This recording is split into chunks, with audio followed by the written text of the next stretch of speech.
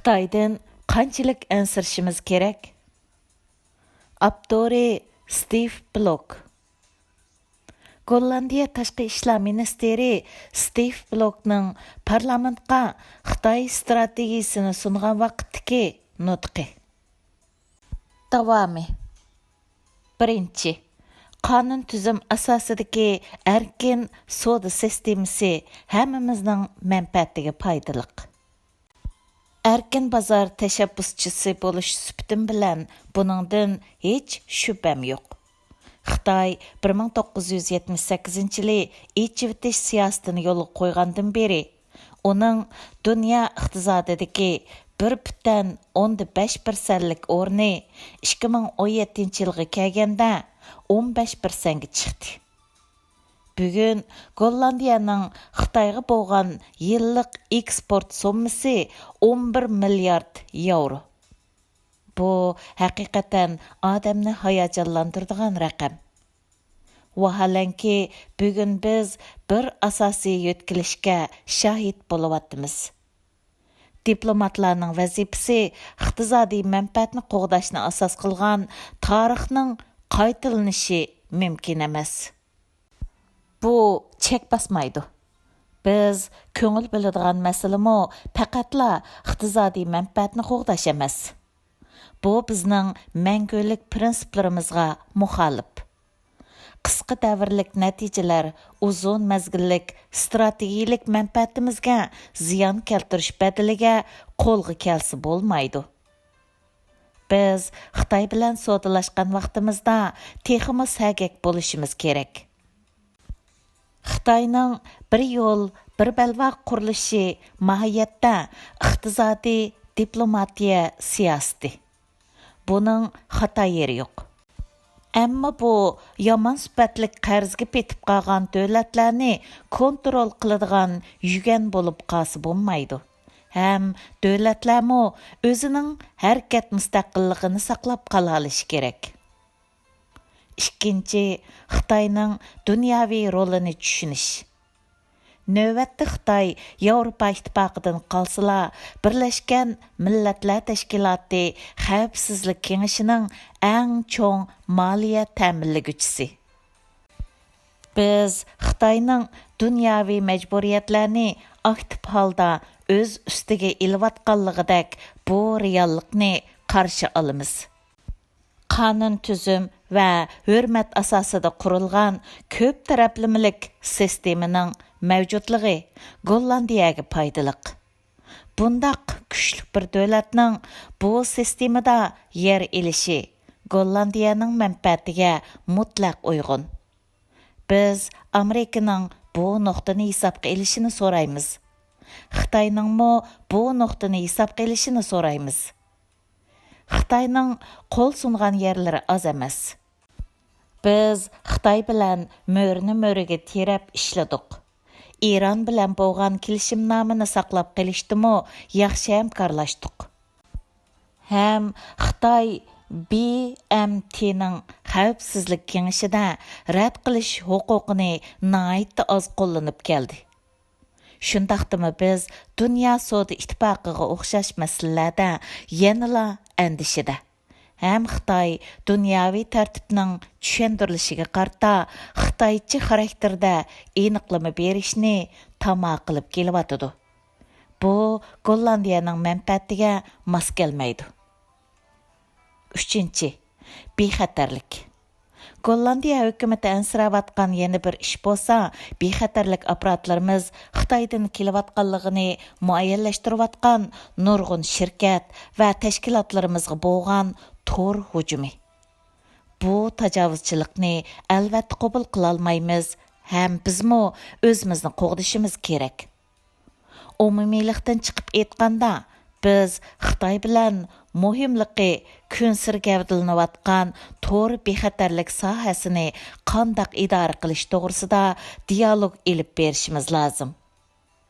Sizlarning istixborot va bexatarlik bo'limining, ya'ni AIVD yillik dokladini ko'rib chiqishinglarni so'rayman.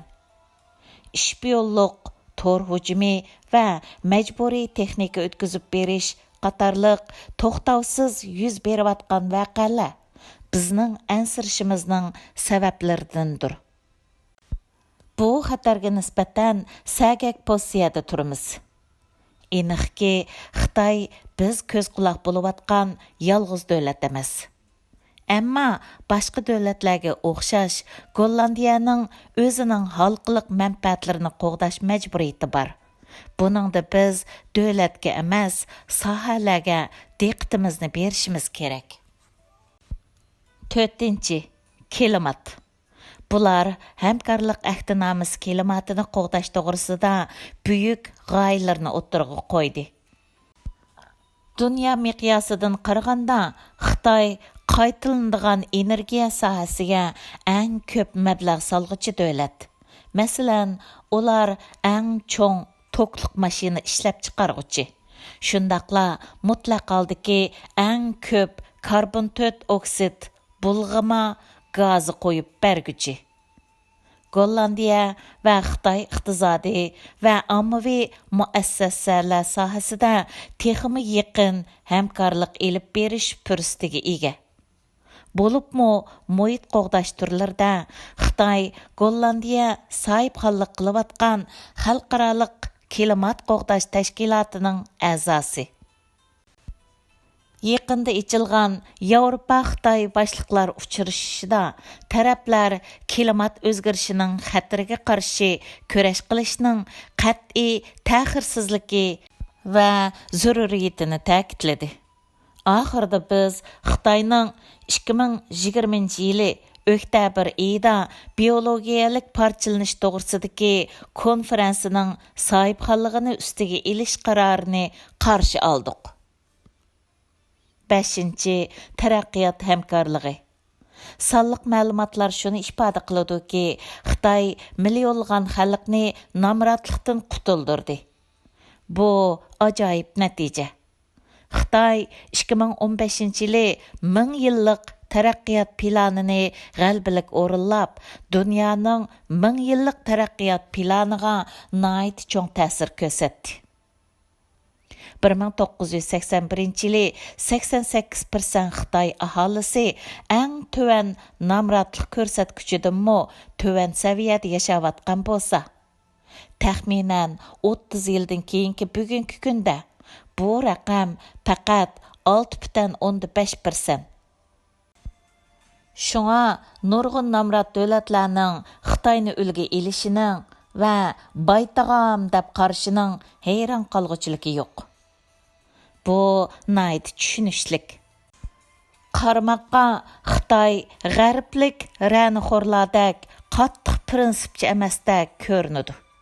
Qarz elish uchunmi pul xashlash kerak-da. Nada undaq bekorlik tamoqpa? Men Xitoyni nomrodlikni yo'qotish, ma'rifni yaxshilash, davolanish, paravallik sohalarida Yevropaga qo'shilib, birlikda harakat qilishni so'rayman. Xuddi 2030-yillik SDGs loyihasiga birdak qo'shilganimizdek. 6. Kishilik huquq. Xitoy ijtimoiy iqtisodda odamni hayron qoldirgudek natijalarni qo'lga keltirdi.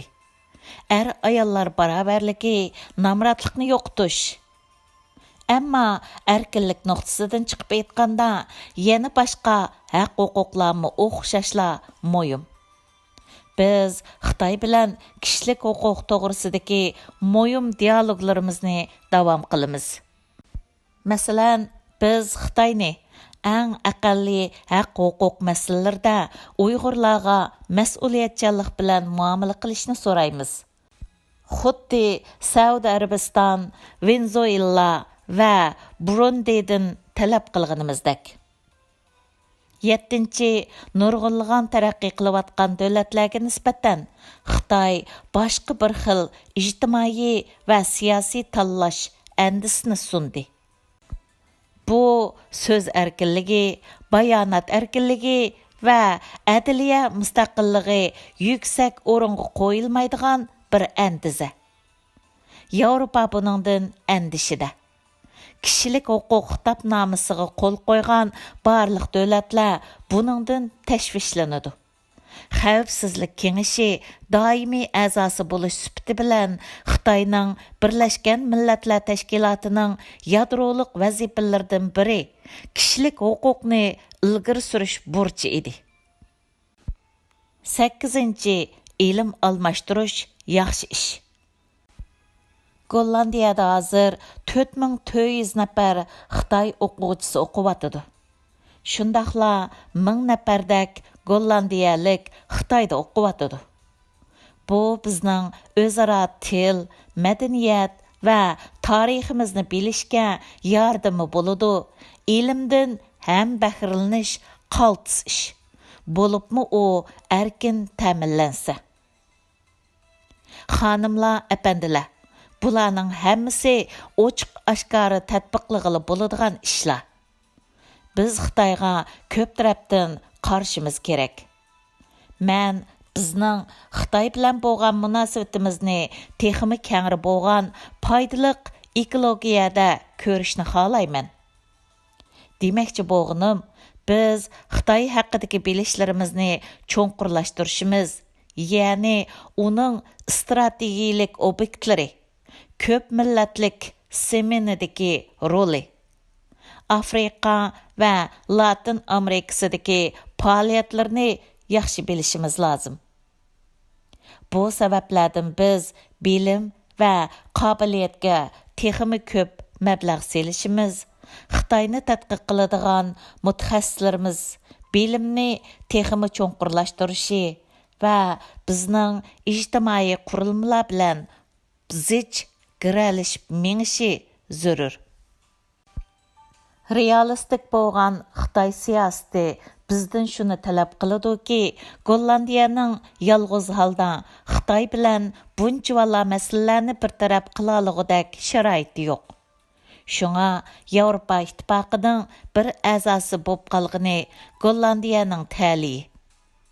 O'tgan dushanba Brusselda Yevropa ittifoqining Xitoy bilan 100% kelishini talab qildim. Men Yevropa ittifoqi xizmat, taraqqiyot, mablag' selish va raqobat xizmatlariga mas'ul muavin prezidenti Erik Katarinaning atki Gollandiya ziyaratidan mamnunman. Iqtisodiy jihatdan bo'libmi savdo siyosati to'g'risida Yevropa ittifoqi sal qarg'ili bo'lmaydigan kuch. Xitoy va Amerika bilan bo'lgan munosabatimizda yakka holdagi Yevropa davlatlari nihoyatda kichik. Ammo Yevropa ittifoqi ramkasida biz o'zimizning manfaati va qimmat qarashlarimizni qo'g'day olamiz. Bu ramkada Gollandiya doim o'z prinsipida, o'z manfaatini va qimmat qarashlarini qo'g'dashda ching turdi. Biz Yevropacha turmush uslubini himoya qilishni davomlashtiramiz. Xonimlar, apandilar, xulos kalam qisman bo'lsa-mu biz yashayotgan davrga yondosh holda Xitoy haqidagi talash tortishimiz radikal ideyalarning to'qinish nuqtasi bo'lib qoldi. Bu afsuslanarliq. Bir oshqun ideya bo'lsa, Xitoyni savdo tijorat uchun jannat, ideologiya uchun do'zax deb qarash. Biz kechmişda ko'p fursat va oz tahdidni ko'rgan bo'lsak, bu kunlarda bu asosiy ko'zqarash pozitsiyalarida keskin holda dal aksiga qarab ketyotidi. Men boshda tilga olgan gezitning bosh temasiga o'xshash bu tahdid ta'kidlanayotidi. Men bu strategik farqlarda munozir qilib beqishni xohlayman.